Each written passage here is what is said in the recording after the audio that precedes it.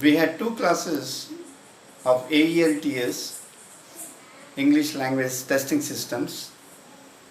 In our earlier class, we talked about parts of speech, and it was told also that there are 8 parts of the speech, and they are also known to make it more convenient. We said they are all tools which help us in constructing or structuring a sentence, meaningful sentence, using the parts of the speech, remaining parts of the speech, and we use these to describe a noun.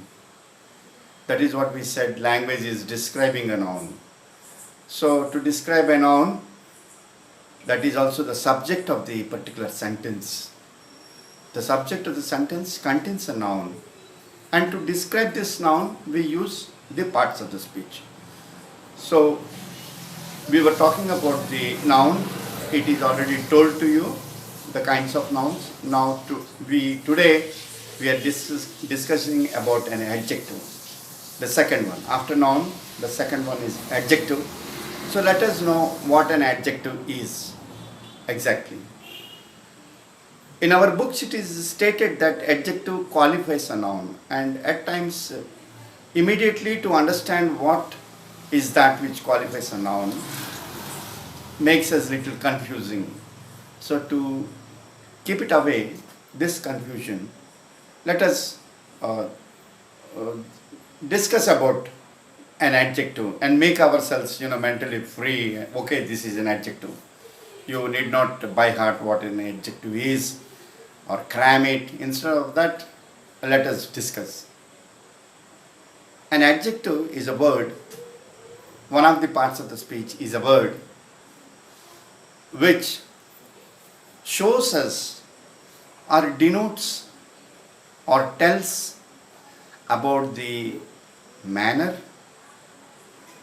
quality, the features, the characteristics, etc. All these things it will talk about that, it will tell about that. Suppose a noun is there. That is the subject matter which you have to discuss or which you are trying to describe about. So any quality it contains, it has, you will also use an adjective to specify that particular quality. Like XYZ, say for example, name of a boy, XYZ is a lazy boy. That lazy is telling something about his nature, his manner, his quality. So the word that tells all such qualities, nature, behavior, characteristics, this is exactly adjective. And adjectives, we should always, whenever we, in the lexicon or the dictionary, whenever we see a word, always see the adjective form of that particular word also. Not only adjective form, you see the adverb form, the noun form. This is how you increase your vocabulary, and you can use those words for the rhythm of the language. You get a rhythm out of it. So adjective always gives a rhythm. It helps you a lot. So after this adjective, there is one known as pronoun. Pro means always, we all know, pro principal, pro so-and-so, pro so-and-so, pro manager, instead of. Pro means. So pronoun means instead of a noun, we use that, he, she, it, they, we. So these are all pronouns. Instead of the noun, we use that pronoun. So it is very simple to understand what a pronoun is. It is simply used instead of a noun. Now there is the one verb. One is noun, second is adjective, third is pronoun, and the fourth one is verb. Verbs are very important. They are the time machines. They are the time machines of your language, of your expressions, of your views, of your emotions.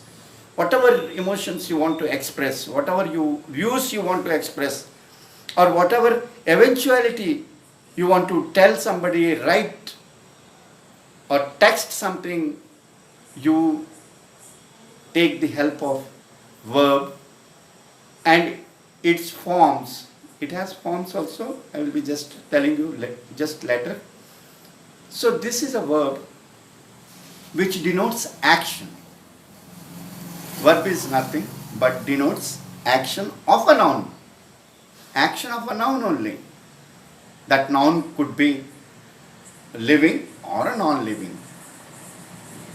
It will it will tell or denote about the action of a noun. And like to understand more better or to come very closer to a verb, morning we get up, you brush your teeth, you bathe or take bath, you clean the house, you wash. All these are actions. Washing, cleaning, brushing your teeth, these are all actions. Or sleeping, sleep, these are all actions. Walking, talking, speaking, eating, drinking, drink, these are all verbs. So we will emphasize a little more about verbs. I already told you verb is a time machine. This is the only parts of the speech which has three forms. One is the present tense, the other one is the past tense, and the one is future tense. Present tense, past tense, and future tense. Suppose I want to tell about something which I want to do in the future. I use a future tense. Something about what had happened yesterday or past or say a year ago, I use a future tense action verb. And in the present, I use a present tense. Like right now, I teach you English. I said teach only. I did not say taught. That is the past tense of teach. Right now, I teach English to you. This is present tense. So this verb is really the it is a cinematographer. Like in a cinema, you see the cinematography continuation. It shows the actions. So this verb shows the actions. So don't be confused.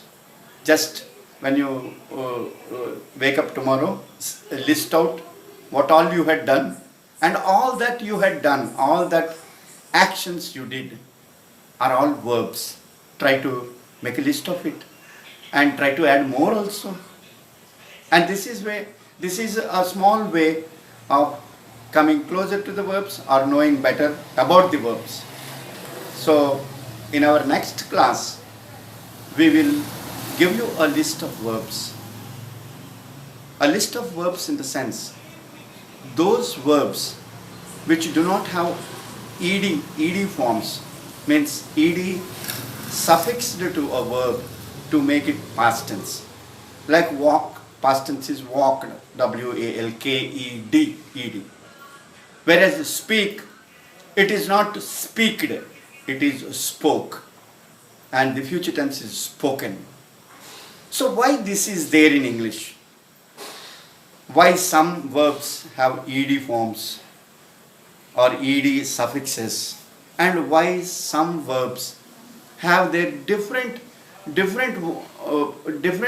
vowels are changed, differently they are pronounced, differently they are made. Present tense is eat, past tense is ate, and the future is eaten. Why this? This is perhaps because much of the English language was also dominated by the Germans, and the German language, something like Sanskrit, they use eat, ate, eaten, speak, spoke, spoken, give, gave, given. So Britishers were so good, you know, they adopted every language that has or had come across when they were colonizing different parts of this world. Whatever was the language there, that they somehow or the other they they assimilated in their language. For small example, bandicoot, just to tell how they, adopt without any hesitation any language into English. Like bandicoot, it is a pig as big as a rat. Sorry, it's a rat. Bandicoot is a rat as big as a pig, small pig or piglet. So in Andhra Pradesh, in Telugu, they call it bandicoot, pandikokku. They call it pandikokku. So perhaps during that period, the Britisher must have misspelled or have brought a different sound. Instead of pandikokku, which in Telugu means a pig type of big rat, he said bandicoot. And English lexicon has very nicely adopted that word, bandicoot. And they also agree that derived from Telugu pandikokku. So they're very honest, they're very loyal to all the languages in the world. That is the reason why there is a lot of blend of different languages in English. So that is the reason why our some verbs, around 210 verbs, which I know, 210 or even more, little more, which I know, they have different forms and they don't have ed suffixing to make them past tense and future tense. So in the next class, I will be talking, teaching, telling you, explaining you about the verb, the present tense, the past tense and the future tense of such verbs. We are not going to discuss more about the ed form verbs because it is very unlimited. We have to read, see a dictionary, know the meanings.